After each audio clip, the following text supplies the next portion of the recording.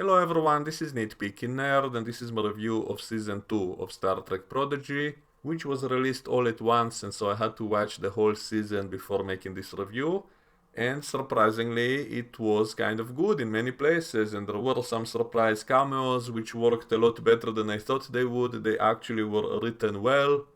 And this review will contain some spoilers, but before I get into the detail, just my overall opinion of it. As usual, visually the show is actually kind of good. The animation itself, the special effects, the action scenes, the visuals were all beautiful, so I have no complaints in that department. The characters are mostly likable and lovable as well, except a few which I personally find a little bit annoying, such as Gencom, and the main villain of this season was kind of very one-dimensional and annoying and kind of evil for no reason even when it's illogical, so I didn't like that character at all.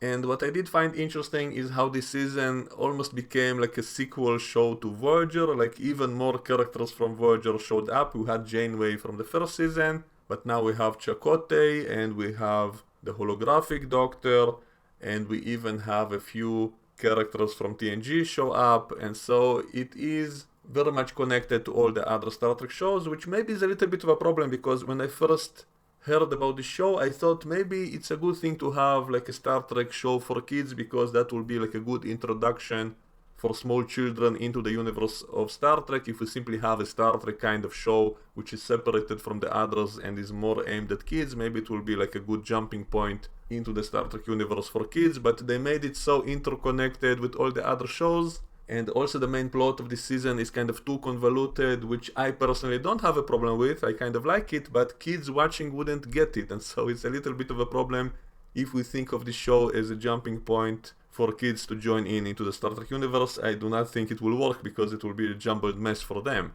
Because to fully enjoy this show, you have to have some knowledge of all the other Star Trek shows which it's connected to.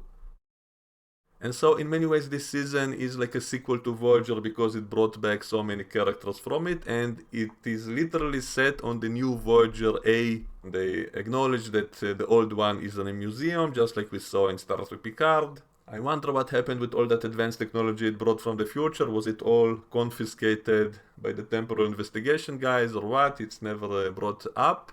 And we now have the real Admiral Janeway, and we have Admiral Jellicoe showing up once in a while, and we have other TNG characters show up such as Beverly Crusher and Wesley Crusher, whom they actually made interesting this time, unlike his short and silly appearance in Season 2 of Picard, which was really terrible, but here they actually did him justice with some good writing, and they made his character more interesting because he was kind of quirky and kind of crazy and kind of almost like a mix between Doctor Strange and Doctor Who, and with the bigger overall time travel story, which is really convoluted as I mentioned, and they made his character interesting by adding all these little quirks to him, and he's being kind of almost crazy and hyperactive, and he kind of went nuts from seeing all the alternate timelines or whatever, and that made him very interesting and fun to watch. And so I can't believe I'm saying it, but Wesley Crusher was actually maybe the best part of this season. And we even had a scene of him meeting his mother, Beverly, and even meeting his younger half-brother. We also had other interesting little things like cetacean ops, which is something that was once mentioned in Star Trek TNG but never actually shown.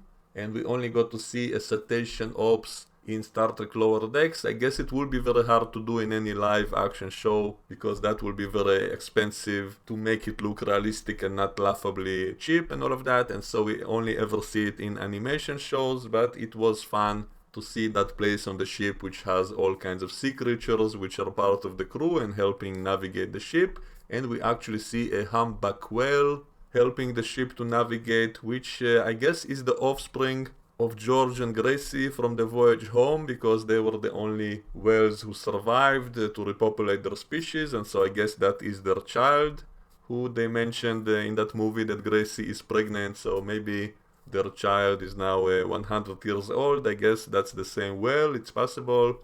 And they also introduced some new minor characters, and there's a Vulcan lady who joined the main team of cadets, and her name is Majel, I guess named after the late Majel Roddenberry, the wife of Gene Roddenberry, so that was a nice touch. And she is a very likable and lovable character. However, since she's supposed to be a Vulcan, it was a little bit annoying to me to see that she's constantly basically expressing her feelings and emotions and not doing a very good job behaving like a Vulcan, basically. And that was a little bit distracting to me, but aside from that, I did enjoy that character. And there were a lot of minor characters who were fun, like on one planet they met some Klingon scientist who is the classic TNG Klingon, who was funny and all of that, and there were some Cherubials on that planet who he experimented on and then became huge. That's similar to that old Star Trek cartoon, the animated show, which had an episode like that as well. And Rock accidentally creates a new kind of creature which is a mix between herself and a tribble, and it became like their new cute pet creature, I guess, instead of Murph, who grew up to become more humanoid. And the character of Zero also has some interesting character development because she's basically a non-corporeal entity, a Medusan who is living inside a robotic suit. And in one episode that suit is damaged, and then they go to some planet where non-corporeal entities come because that planet somehow gives them biological bodies, and then they can experience how it's like to be corporeal again and stuff like that. So Zero is also transformed into a corporeal humanoid person, and it's also funny how I noticed everyone keeps calling Zero they, them, because I guess it makes sense that it has no gender since it's an energy cloud basically, but she has a female voice, so I always just assumed it's a female, but now everyone calls it they, them across this whole season. I don't remember if that's how it was like in the previous one. I'll have to go back and check. And it's also funny how the Vulcan lady is apparently kind of in love with Zero, and that's one of the things that was kind of strange because she's a Vulcan and yet she keeps expressing feelings and desires and affection, especially towards Zero, so that was a little bit strange. And later on in the season, Zero loses the humanoid body and again becomes the non-corporeal entity in a new robot suit. And so that was kind of interesting, but ultimately didn't really go anywhere. As for the bigger plot line, it's basically all about trying to rescue Chakote because he got stuck on that planet, which they mentioned in the previous season as well. And so they want to save him, but accidentally change things too much in the past so that their ship, the Protostar, will not arrive into the past on that planet where they found it in the previous season. So they basically create a paradox which is now erasing their own past, and that's where Wesley Crusher shows up as a traveler who explains to them what's going on. And that explanation was kind of interesting and neat, and as I said, how he played it was kind of fun. And he even mentions the temporal wars and says because of that there are not a lot of people like him who are protecting the universe from all the paradoxes and all of that. And so he says because of the paradox they created, it creates a disruption in this prime timeline, which opens the door for some interdimensional scavengers to come in and basically eat this damaged timeline, which is kind of a neat concept. I don't think it's totally original because it reminds me of a movie I once saw as a kid, which I think was based on a Stephen King book, which was called The Langoliers, and in that movie they showed an airplane which accidentally traveled through a wormhole or something and became kind of out of phase from the rest of time, and it landed in an airport but there were no people there and everything was kind of strange and creepy and the food tasted strange as if it was dead and all the people disappeared from the whole planet. They were the only people left on the planet. And eventually they saw those flying creatures called the Langoliers coming in and basically eating everything until there was a literal emptiness. And I guess the idea of that story is that that's how time works, that people progress into the future and yet all of reality is kind of left behind and is then being eaten by these creatures who are feeding on the remains of the past or something. So it's a very silly idea, but they did something very similar here, and it kind of works in the context of it. The way they explained it was kind of fun, that there are multiple timelines, and he mentioned the prime timeline, he mentioned the mirror universe fluidic space that species 8472 live in, and the Narada timeline, which started in the 2009 movie. He even mentioned the mycelium network, which he immediately said, oh, forget I mentioned that because that's supposed to be classified, so that was kind of funny. How they acknowledged all the other Star Trek shows and all the different kind of universes we saw in them, and so that was a very fun scene in my opinion, kind of connecting all the Star Trek universes we ever saw. And he says that because of the paradox that was created in our timeline, it opens up the way for those outer dimensional creatures to come in and basically try to eat everything and everyone. And so that really reminded me of the Langoliers, and they don't really look like them, and they look more like squid creatures, kind of similar to those robotic squids we saw in the Matrix movies. And there are some scenes in this season which are very similar to some of the action scenes we saw in the Matrix, when those hover ships were running away from those squid robots, which were then landing on the ship and lasering the ship to trying to get in. So we had all kinds of very similar scenes in this season. I will be making compilations and comparison videos with all that stuff on my other channel as always. And another interesting thing about these creatures is that whenever they consume someone, that person doesn't just die, but he's been erased from ever existing. Like no one else would ever remember they even existed at all ever. So that's a very interesting kind of idea, which reminds me of that TNG episode Remember Me, in which Beverly was the only one who could remember people who are disappearing, and whenever someone disappeared, no one else remembered him ever existing at all. So that was a very kind of fascinating idea. So it's kind of similar here. So there are a lot of neat ideas which maybe are not so logical, but they are interesting to think about, and so that's why I did kind of enjoy a lot of these ideas, even though a lot of this stuff was kind of convoluted, and they also tied the travelers to those supervisors that we also saw in Picard, and it originated from the original series. There was an episode set in the past in which there was a supervisor who was working for some aliens. They never said in that episode it was from the future, but they tied it together in Star Trek Picard, saying that those supervisors were working for the travelers to help protect the universe or whatever. So we have another reference to that in this show as well, when Wesley takes them to some hiding spot in the 1950s, just like in that episode of TOS with Gary 7. And all that stuff was kind of annoying in Picard when they tried to play it all seriously, and they didn't do a really good job with that, and it didn't really make any sense in Picard. The way that season was written was too convoluted, and in the end didn't really make any sense. But here it is much better because it is more interesting, it is a little bit more logical, even though it does have some flaws, but mainly it was simply more fun.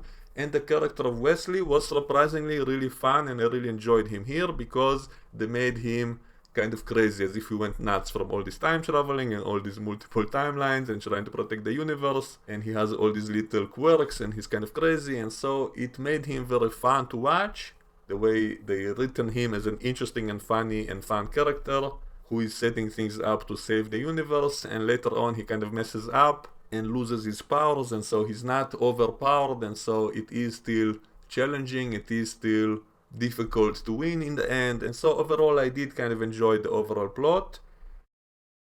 And I think the best episode was the one where they finally found Chakote living alone on some planet where he got stuck on and was living alone there for over 10 years, and he became like a depressed, bitter old man, and he doesn't want to help them out, he just wants to be left alone. And you know, that's the kind of thing I was complaining about in all the recent Star Trek shows. They constantly love to do that kind of thing, to bring back some beloved old character and turn him into a bitter old man who is now angry or pathetic and doesn't want to be a hero anymore. So they constantly try that kind of thing, but they didn't really do it that well, and here it works much better. First of all, this character was never really that interesting in Voyager. I think they actually made him much more interesting here than he ever was in Voyager, so that's another plus, because in Voyager he was basically an empty shell without any personality whatsoever, and so here finally he has at least some kind of personality, so that's an improvement. And he kind of reminds me of Rios from Star Trek Picard, who they also written that way, that he had some kind of tragedy in his past, and so he's now bitter and angry, and he's an alcoholic and a smoker, and he's angry all the time and that kind of thing. And so it was similar here, but done much better, especially because it kind of had an optimistic ending, taking him out of that state. And I think that was maybe my favorite scene in the whole show, when at first they show him being bitter and angry, and he doesn't even let them into his ship. He leaves them outside, and he just wants to be left alone.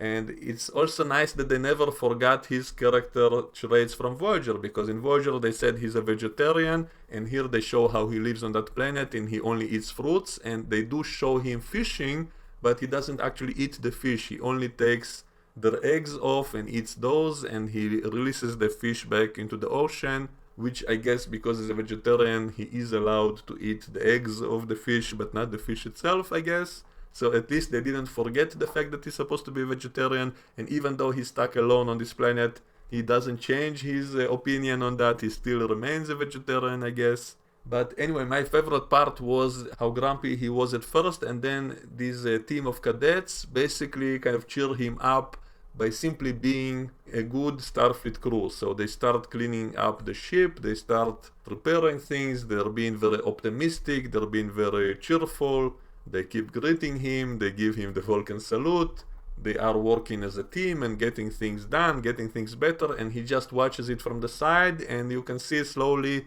how he starts becoming more optimistic and comes out of his depression. And so that was a very lovely montage, which is really kind of the spirit of Star Trek. So that was probably my favorite episode, the way they snapped him out of that condition of being depressed and pathetic and becoming kind of a Starfleet officer once again.